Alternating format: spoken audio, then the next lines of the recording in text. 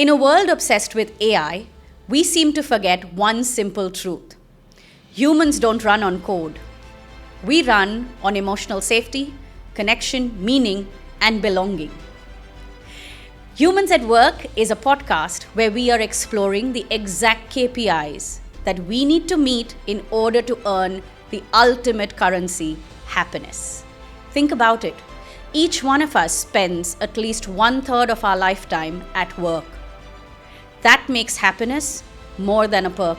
It needs to be an ROI. It needs to be the return on investment that we get in this lifetime. Welcome to Humans at Work. Welcome to Humans at Work, where we explore the KPIs that we have to meet to earn the ultimate currency, happiness. Today in the studio, my guest is Mirchandani.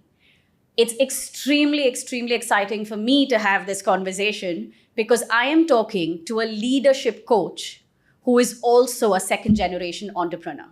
So this entire conversation for us is going to be about what does it feel like for a coach to also be sitting and heading and leading an organization. Does she see things differently compared to what the HR or the L&D team see it? Does she see things as a corporate C-suite person differently than the rest of the corporate world does? So without any further ado, bringing Meher in. Hi Meher, how are you doing?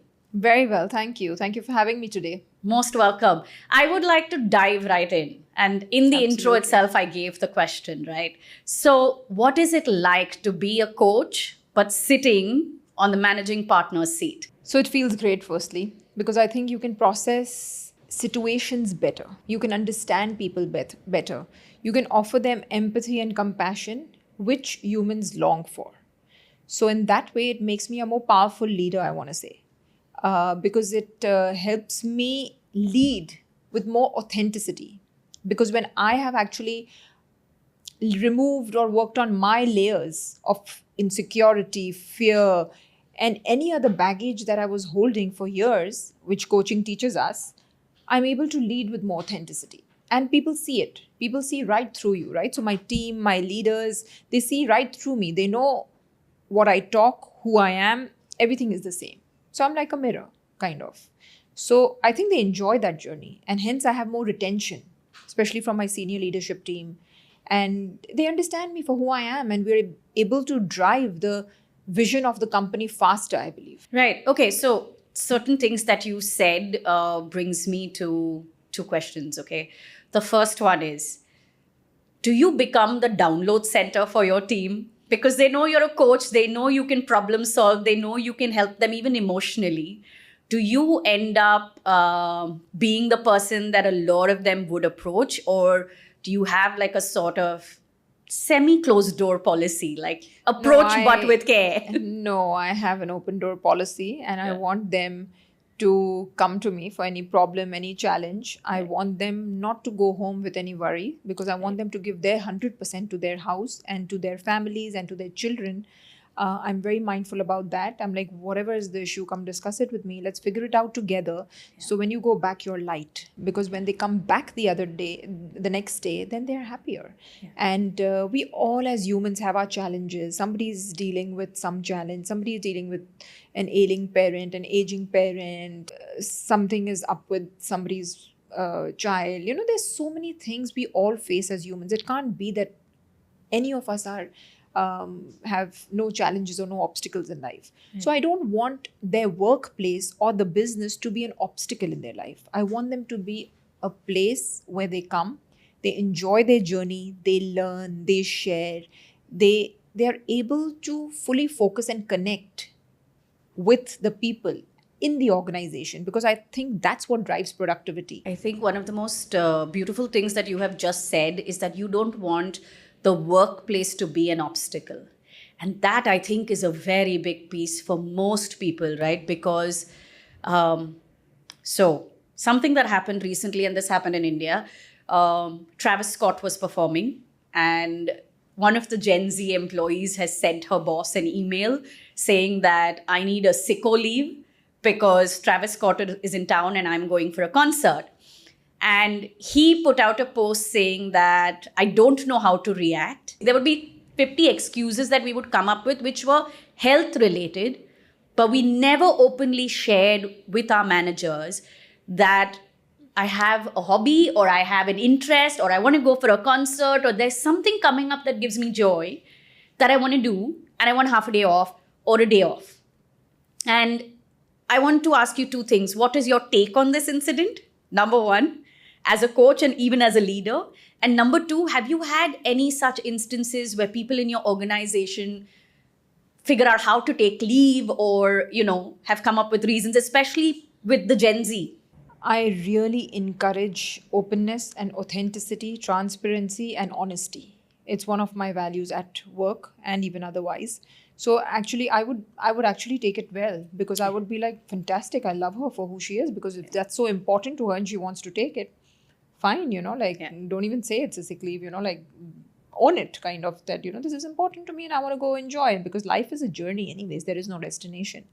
And I learned that very late in life. But I think the Gen Zs know it, that there is no destination. It's about the journey. So enjoy the journey while you are making money, while you're working hard, while you're taking care of your parents, while you're taking care of your in-laws, while you're managing a relationship, managing your children. So I love it, right? They know who they are. For me, it was, when I read that, and I actually want to write a LinkedIn post back for this particular piece, because it was very interesting. Because I always tell all my clients, you get 30 days paid leave or whatever is your paid leave, and you have X sick leaves. And if you have a work from home perk, please use all your perks within that year. Don't leave it. Don't carry it forward. Use all of it. So if you have a Travis Scott concert coming up and you want to go, use your leaves. Yeah, absolutely. Why not?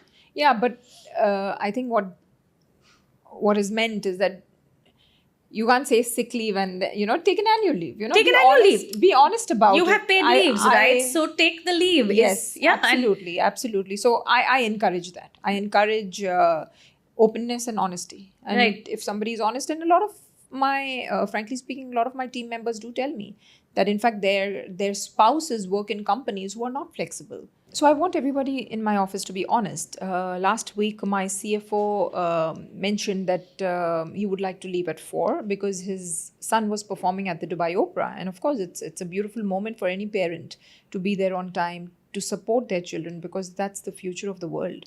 And of course, I encouraged it. I said that, please go ahead. And I think that one of the things that we forget is that work is a part of our life. Exactly. It's not our entire life. Yeah. And as long as we keep it that way, I think it really breeds healthier relationships, healthier mindset, mental well-being. And you need mentally well people to run your organization. Yeah. And I'm a huge believer of this. So tell me this. You're a second generation entrepreneur, right? You watched your dad build this entire group. And you obviously have seen dad and maybe uncles and, family in this business, the men essentially, because that generation was largely men in the business and they work a certain way and their identity comes from work even today, right? When you stepped into the family business, when you joined the company, what did you change? Because you were a different generation. And I know Gen Z today is coming in to make the change of saying, I'm going to a concert, I'm using my leave, right? That's their change. Yeah, but absolutely. What is the change that you brought in? Yeah, so a lot of changes, and I got a lot of backlash also for it. But finally, my father was in alignment with me. So one of the things I changed was Saturdays. We had no Saturdays off. But when I joined the family business about 13 years ago, 14, I think next year, I couldn't do the Saturday. I live in Mankool. I drive to Jabal Ali. And if I had to leave my kids on a Saturday after working 10 to 12 hours on weekdays, I would not love my life. And I couldn't do it. And when I couldn't do it, I couldn't be a hypocrite, I am not a hypocrite. This is the conversation I had with my dad. And if I cannot come, and if I'm struggling to come on a Saturday, I will not ask my team members to come on a Saturday. So we started with twice a month off, and then finally we made every Saturday off, because it was difficult for him to stay at home on a Saturday because he was so used to even going to work when growing up. He was so used to going to work on even on a Sunday, which was a Friday back then. Yeah. So on those days, he has worked 24/7. Yeah. But obviously, that's not what you aspire to be, because I also believe that the work that you do on yourself, which is family time, recreation, some hobby, some kind of self-connection, which I'm a big believer of, and I've authored 2 books on the power of self-connection, is that if you don't spend time with yourself, understanding, knowing, literally growing yourself, you'll never be able to be happy, fulfilled wherever you are or anywhere you are. And hence, it's very important to have that time with yourself to reflect, work on, read, run, all aspects of your life. And you need time for that. So another controversy that I'm bringing in, because it's tied to this, right? Very well-known leader of our country, Narayan Murthy of Infosys, has more than once said that you should be working 18 hours a day. Otherwise, you cannot build a life. Now, when men say this, I smile, because men, even today, a lot of them can afford to say this, work 18 hours a day, right?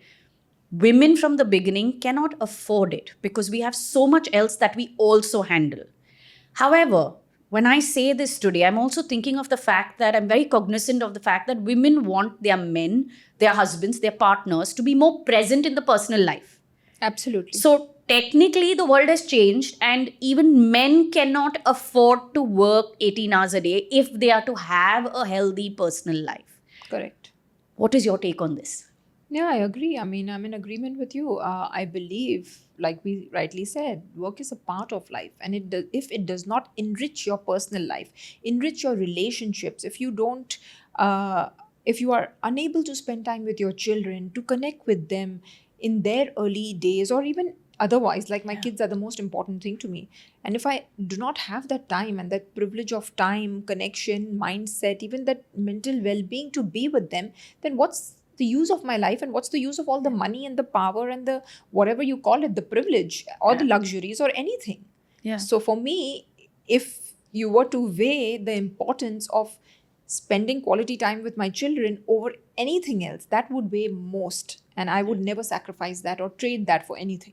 Right. And for you, that's a non-negotiable even for your Absolutely. team members and your... And I see that, right? I respect that, because if my children are important to me, I will honor what is, if my team members' kids are important to them, I will honor that always. And even otherwise, if something is important to them, I will honor it, because I know I have things important. Like I have my spirituality, I have some of my clients that they come to my office and I see them. So that's my purpose. That's my reason to live, Business is beautiful. I love it. I learn, I grow, I contribute, I make money, all of that. But then what after that? You need to live for a purpose. What's your why in life? Like Simon Sinek also says, that if you don't know your why, you'll always feel unfulfilled, even if you have $1 trillion in your account. So it's all about the why, the purpose. And so I want to make sure I am covering all of that in my life. So I encourage that with other humans. How do you encourage that at the Palmon Group? Like in office, within the organization, what are the policies or perks or anything that stands out that you can share right now that is in place that lets employees, your team members, your staff, top to down, kind of find that balance? So every team member of mine has a coach. So they all have coaches, they coach with them, they have one-to-one sessions and group sessions. And I started the one-to-one sessions with them once I understood how powerful coaching is. When I learned and I became a certified leadership coach, I understood that how coaching can really shape you as who you want to be. And it also helps you forward your vision, your action, and just gets you so much clarity and confidence in life. So when I learned that and I was passing that on, as a boss, I didn't want to do it with them. But though I did with a few of the senior leadership team, and it had a great impact on them. But then I did hire a coach outside to coach them one-on-one. I think that really helped them clear a lot of their heavy baggage and heavy emotions and beliefs. So that is one thing. The other thing I did for this year I didn't, but last 10 years, I had a mindfulness meeting with them in the morning where we would discuss a topic, something close to people's heart or mind or emotion, nothing related to business. We would do a 30-minute mindfulness Monday, where every Monday we would meet from 9 to 9:30 and we would talk about life and emotions and beliefs and some skills, something to learn from. We would either share an article or somebody reading a book would share that. So it was a very human connection. And this year, of course, there's a wider program which I bought in with another coach who does group coaching and one-to-one coaching with my team members. So that's very important and valuable. So I have a question to ask you here, because being a coach and having been somebody who on and off dabbled with the corporate space, I'm a life and relationship coach, so I work with people more in the personal space. But I often hear, and I've been on panels where this question has come up, and HR and L&D always gets up and says this, their grouse is that no matter what they organize, people don't show up. Yeah, right? That is a challenge. But as coaches, the feedback that we have got is that you don't make the time available for them to show up. So there's both playing out. What has been your experience in this? Like, do people show up? Do you have to put them on gunpoint? Do you have to coax them, or then you let who comes come, then the others follow? Like, how do you work around this? So at my workplace, there's no option.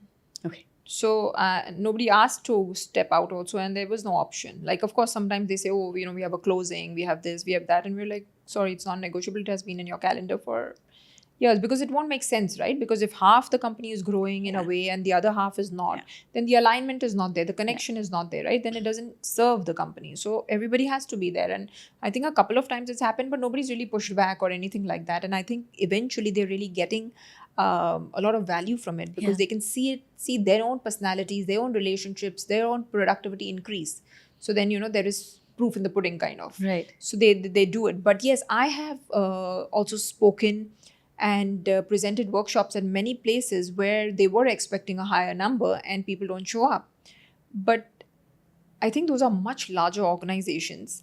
And maybe I feel that even with them, the human connection is not there. Maybe their line manager is not aligned, or their L&D and human resource head is not aligned. They don't have a personal connection with these people, where I have a lot of ideas how we can make that happen. So I still believe that learning and growth should not be an option for people. But then there's another saying that, you can only take the donkey or the horse to the water. And if he drinks it, he drinks it. He doesn't. That's not up to you. But when I see it, there's a different way of seeing this, right? Out of 100 employees, if even 30 show up. Yes, it's still a win. Those 30 you have retained and will stay with you and will keep moving forward, and they'll grow, and there's all of those pieces, right? Absolutely. When it's a huge organization, then you need to just provide it anyways with your good intention. Yes. And whoever takes it. Herd mentality, right? When you see somebody doing well, the ones who were refusing at first,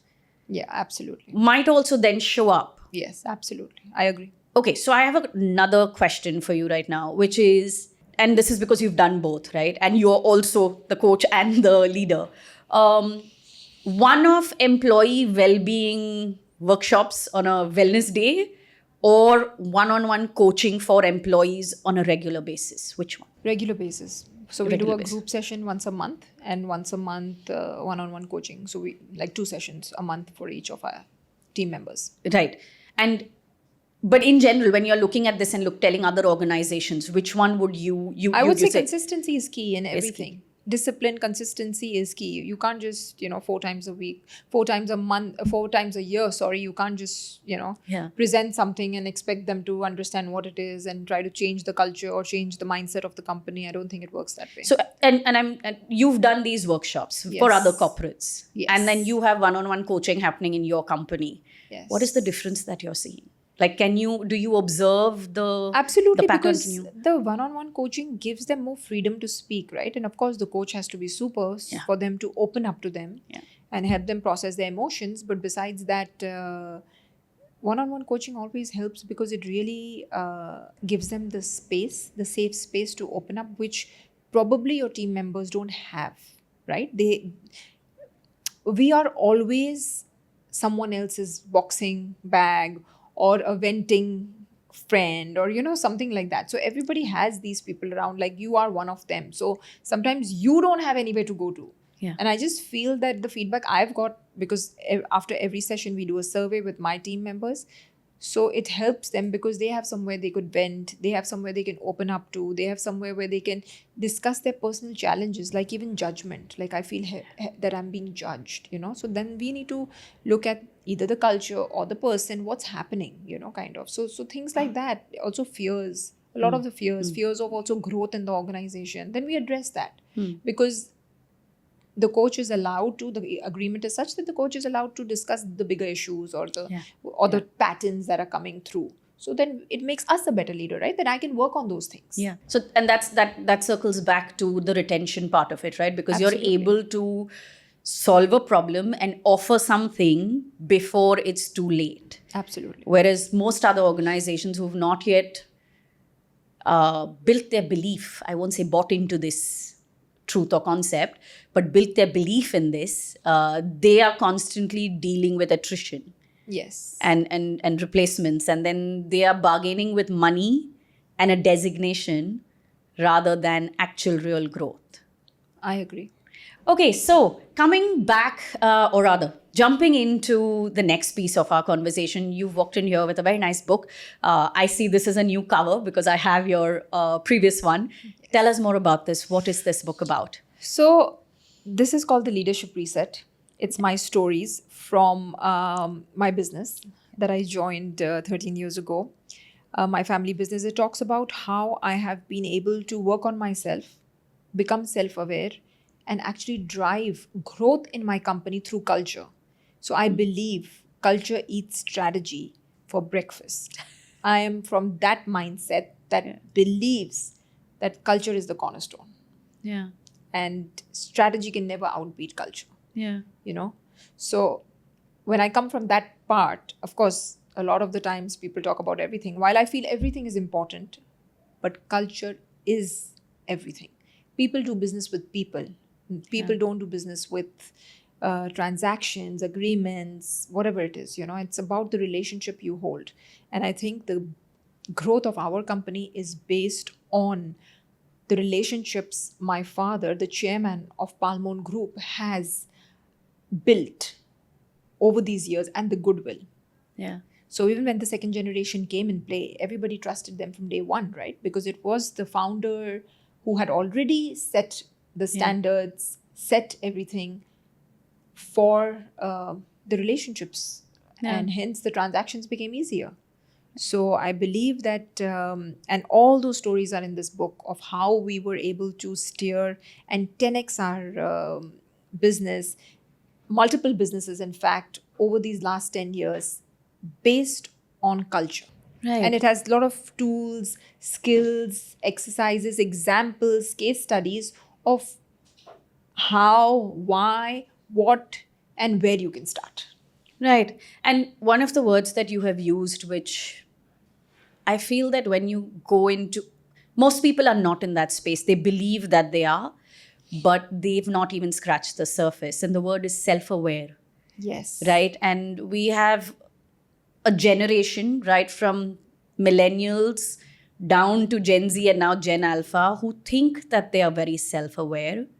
But when you actually do work with them, and you'll know this as a coach, when you sit there and show them the mirror, they have no clue. They have not even, kind of peeked into their reflection. So I think denial, entitlement is a huge problem in the world right now. A lot of the people, a lot of the Gen, I don't even know who they are, like below. The letters. The letters, yeah. A lot of the younger generation feel very entitled to a lot of things. So I definitely feel they need to work on themselves. And awareness only comes when you spend time with yourself, when you meditate, journal, reflect, do a lot of work on yourself. You cannot be born with self-awareness. I do not believe that, because I have seen people from all walks of life, and I have coached people from all walks of life. And unless somebody is spending time with themselves in meditation for hours, in reading the right kind of books, journaling, spirituality, whatever it may be for you, unless you are not surrounding yourself with this kind of energy, it is very difficult for you to evolve. And I have seen that with several leaders. And there has been immense success when you start going inwards. And that's also something I talk about in my second book, Leadership Reset, is that when you start going inwards is when your light starts shining outwards. So it's all about going inwards. But how many of the younger generation is aware that they need to go inwards first? And if they are, then certainly they're on the right track. Well, they think they're going inwards, but they're only consuming what Instagram is throwing at them. And now I think we have a scarier piece called ChatGPT, where therapy is happening on ChatGPT, and which we already know it's dangerous. It's because dangerous. Of all the examples that have come up. Dangerous. Just about last week, there was news of how ChatGPT had actually led to people dying by suicide. Unfortunately, like tragedies like that are happening. Absolutely. And when you talk about self-awareness and saying that this, only if you go within will your light shine on the outside. So talk to me a little bit about the price aspect of this, right? The cost of it, because a lot of the younger generation, or even the older, they don't believe that this is an investment to make. Coaching is an investment to make, right? But if an organization puts it in as a benefit and a perk, then it's a win-win piece. So what's your take on that bit? So definitely, I encourage all organizations to offer coaching, because I feel that has been one of the most powerful puzzles of my life. When I learned coaching, when I did coaching, when I had a coach, I was really able to change my life. I was able to gain clarity on who I was, because that's what coaching does, right? They make you who you're meant to be through vision, drawing a vision for yourself, drawing goals for yourself, knowing yourself better. So coaching definitely helps in all of that. And I just feel that if you don't spend time knowing yourself, you'll always live in pain, because you will either live in assumptions or in conflict, right? Because you don't know what you want.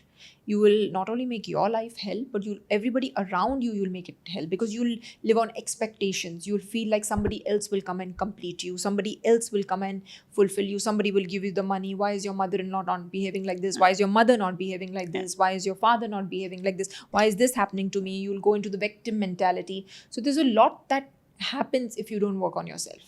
And why is this boss like this? Why don't I have this in the boss? So many people are so unhappy with their businesses, with their jobs. Like I have C-suite who I also coach, and they're like, no, but I'm not happy. I want to do this, but he does this. And every time I tell them that, can I request you to make a list of 10 things you're grateful for right now? Yeah. And 8 aspects are the job, right? Because it's giving you the life you want to lead. So why are you cribbing about it? Why can't you see the glass as half full and not as half empty? In fact, I recently also read this book called Gap and the Gain. And it clearly talks about how we are wired, and we are wiring our next generation also to see the gap always. But it does not work like that in life, right? And this is also said in our scriptures. You first see the gain in life. Sadhguru says this.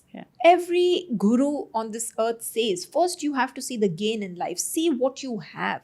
The very fact that you have your arms, legs, toes, hands, breath, your loved ones are alive around you, that itself is more powerful to be grateful for. And Sadhguru says this time and again.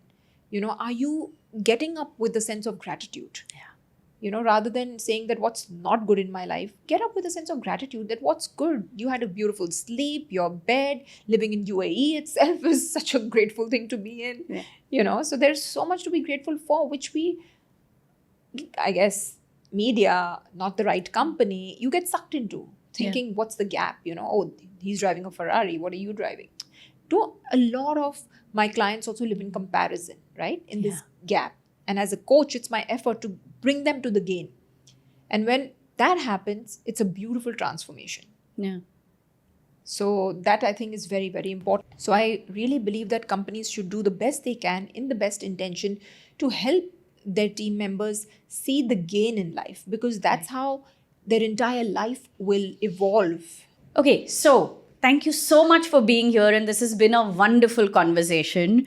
But before I wrap up, the podcast is called Humans at Work, and the entire mission aim is to list down KPIs that we need to meet to earn the ultimate currency, which is happiness. So if I asked you, as a leader, as an employee, as a coach, what are the KPIs you would list to earn happiness?